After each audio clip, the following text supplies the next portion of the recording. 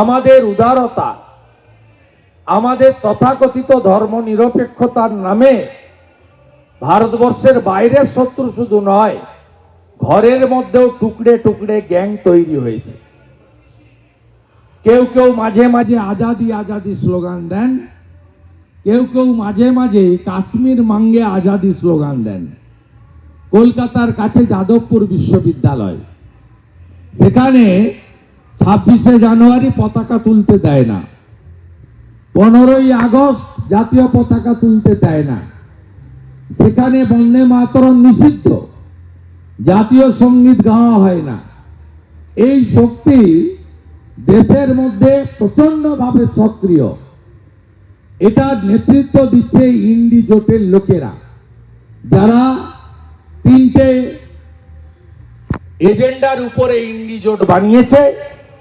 একটা পরিবারবাদ, আরেকটা তোষণ অ্যাপিজমেন্ট, আরেকটা হলো দুর্নীতি, করে খাও কামাও। এই 3টের উপরে দাঁড়িয়ে এই ইন্ডি জোট ভারতবর্ষের ভিতরে থেকে দেশকে দুর্বল করতে চায়।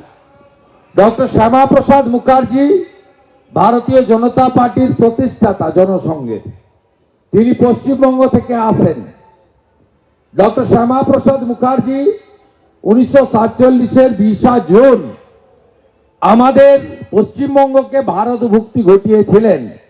বিধানসভাতে 58 জন হিন্দু আইনসভার সদস্য ভোট দিয়ে আর 21 জন মুসলিম সদস্য পাকিস্তানে যাওয়ার পক্ষে ভোট দিয়েছিল।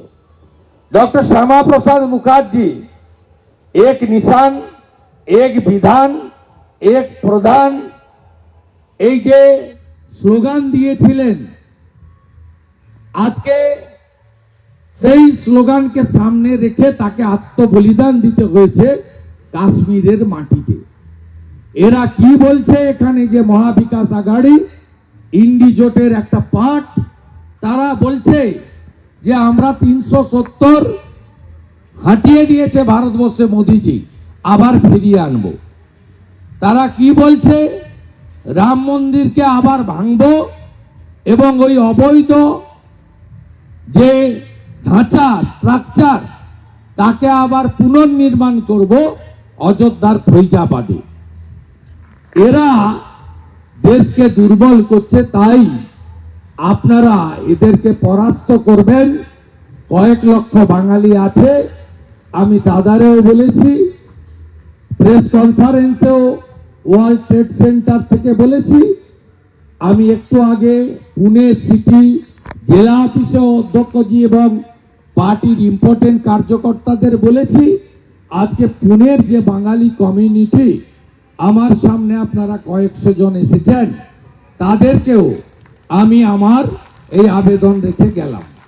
আমি ধন্যবাদ জানাবো একনাথ শিন্ডে, দেবেন্দ্র ফডনবিস, অজিত পাওয়ারজির নেতৃত্বে এনডিএ মায়াবতী সরকারকে। তারা বাংলা সাহিত্য একাডেমি গঠন করার জন্য অনুমোদন দিয়েছেন। আমরা ধন্যবাদ জানাবো এই সরকারকে। স্বামী বিবেকানন্দ প্রতিষ্ঠিত রামকৃষ্ণ মঠ মিশনের 2য় সেন্টারের জন্য থানেতে জমি দিয়েছেন। আগামী দিনে আমাদের সরকার হলে আমরা আবেদন করব মায়াবতী সরকারকে। আমি নিজে এসে আপনাদের ডেলিগেশন নিয়ে মুখ্যমন্ত্রীর সঙ্গে দেখা করব আগামী দিনে, যাতে পশ্চিম বাংলায় চিকিৎসা ব্যবস্থা নেই, আয়ুষ্মান ভারতের কার্ড চালু করতে দেননি মমতা ব্যানার্জি, তাই ক্যান্সার চিকিৎসার জন্য সবাইকে মুম্বাই আসতে হয়, যাতে বাঙালিরা, সাধারণ মধ্যবিত্ত দরিদ্র প্রান্তিক মানুষরা, তারা এখানে একটি ভবনে থাকা ব্যবস্থা পান, সুযোগ পান। সেজন্য আমরা আগামী দিনে আমাদের সরকার তৈরি হলে আসব। আমরা স্বর্ণ শিল্পী কারিগর যারা আছেন তাদের জন্য, আমি জানি পুনে শহরে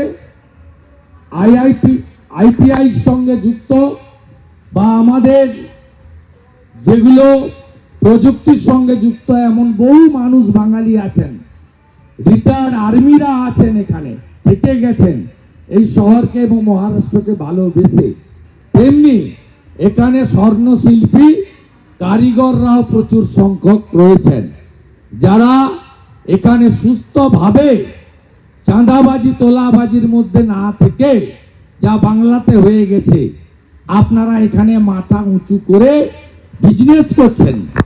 আপনাদের নেতৃত্বে এখানে 50 আনন্দের সঙ্গে পুনে শহরে। তাই আমি স্বর্ণশিল্পী কারিগরদের জন্য আগামী দিনে যাতে নতুন সরকার বিশেষ চিন্তা ভাবনা করেন এমএসএমইর মাধ্যমে, তার জন্য আমরা আবেদন রাখব। সাথে সাথে মুম্বাই পুনা থেকে পশ্চিম বাংলার যোগাযোগ আরো ভালো ভালো দ্রুত ট্রেন, আরো একাধিক ফ্লাইট যাতে এখান থেকে হয়, তার জন্য আমরা উদ্যোগ নেব। আমাদের গড়চৌরুলি, গোদিন্দা, চন্দ্রপুর সহ অনেক জায়গা আছেন যেখানে বাঙালি মতুয়া সম্প্রদায়ের বসবাস আছে। 48টা গ্রাম কাছেই আছে গড়চৌরুলিতে, যেখানে সংখ্যাধিক্য মতুয়া সম্প্রদায়। তারা বাংলা সংস্কৃতি, বাংলায় কথা বলা ইত্যাদি সব করেন। তারা এবারেও বিজেপিকে ভোট দেবেন। তাদের জমির যে সমস্যা আছে সেই সমস্যা মেটানোর আমরা উদ্যোগ গ্রহণ করব। আমি আপনাদের সকলকে বিপুল ভোটে 6টি কেন্দ্রে বিজেপির পদ্ম ফুলে আর 2টি কেন্দ্রে অজিত দাদা পাওয়ার এনডিএর পার্টনার ঘড়ি চিহ্নে সপরিবারে আত্মীয় স্বজন বন্ধু বান্ধবকে নিয়ে আপনারা ভোট করবেন, এই আবেদন রাখব।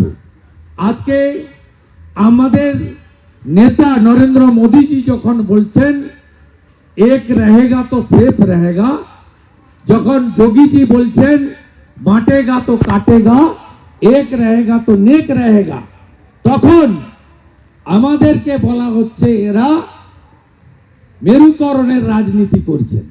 অন্যদিকে 180টা মুসলিম সংগঠন তারা বলছে যে এমডিএ কে ভোট দিতে হবে, অন্য কোথাও ভোট দেওয়া যাবে না, অন্য কোথাও ভোট দিলে তার নাম বদল করে ঘনশ্যাম রেখে দেবে। মৌলবাদীরা এই ধরনের লিখিত ফতোয়া দিচ্ছে। তাই আমি বলবো রাষ্ট্রবাদী সনাতনীরা ঐক্যবদ্ধ হন। মমতা বন্দ্যোপাধ্যায় যা করেন এখানেও এরা তাই করছে। পরিবারবাদ, তুষ্টিকরণ, ভ্রষ্টাচার।